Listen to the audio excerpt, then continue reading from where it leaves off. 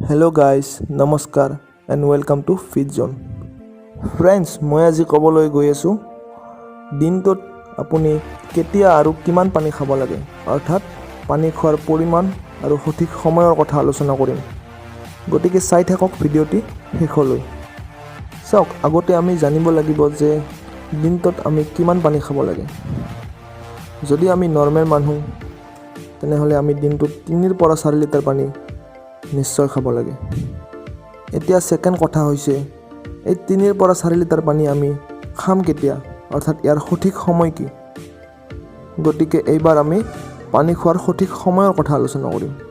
চাওক, নৰ্মেল মানুহ এজনে ৰাতিপুৱা উঠি 500 ml অৰ্থাৎ 2 গ্লাছ পানী খাব লাগে খালী পেটত, কাৰণ ৰাতি আমাৰ বডিটো ডিহাইড্ৰেট হৈ থাকে। তো ডেফিনেটলি আপোনালোকে খালী পেটত 2 গ্লাছ পানী নিশ্চয় খাওক। ইয়াৰ পিছত আহিব আপুনি দিনটোত কেইটা মিল লয় তাৰ ওপৰত ডিপেণ্ড কৰিব। মানে আপুনি যিকোনো খাদ্য খোৱাৰ আধা ঘণ্টা আগত 1 গ্লাছ আৰু খাদ্যটো খোৱাৰ আধা ঘণ্টা পিছত 1 গ্লাছ পানী নিশ্চয় খাব লাগিব।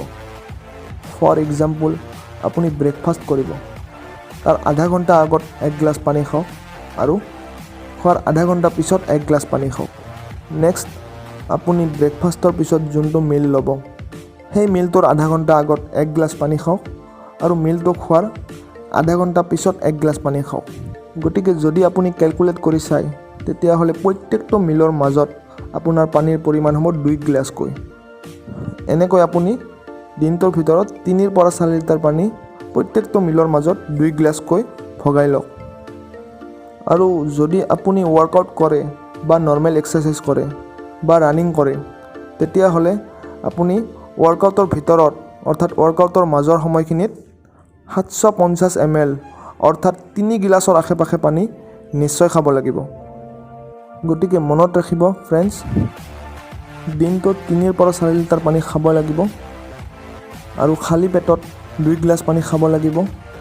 আৰু দিনটোত আপুনি যিমানটা মিল ল'ব প্ৰত্যেকটা মিলৰ আধা ঘণ্টা আগত 1 গ্লাছ আৰু মিলটো খোৱাৰ আধা ঘণ্টা পিছত 1 গ্লাছকৈ পানী আপুনি খাবই লাগিব। যদি এই ভিডিঅ'টো ভাল লাগিল তেন্তে লাইক কৰক, শ্বেয়াৰ কৰক আৰু মোৰ এই চেনেলটো ছাবস্ক্ৰাইব কৰক আৰু কাষত থকা বেল আইকনটো ক্লিক কৰিবলৈ নাপাহৰিব।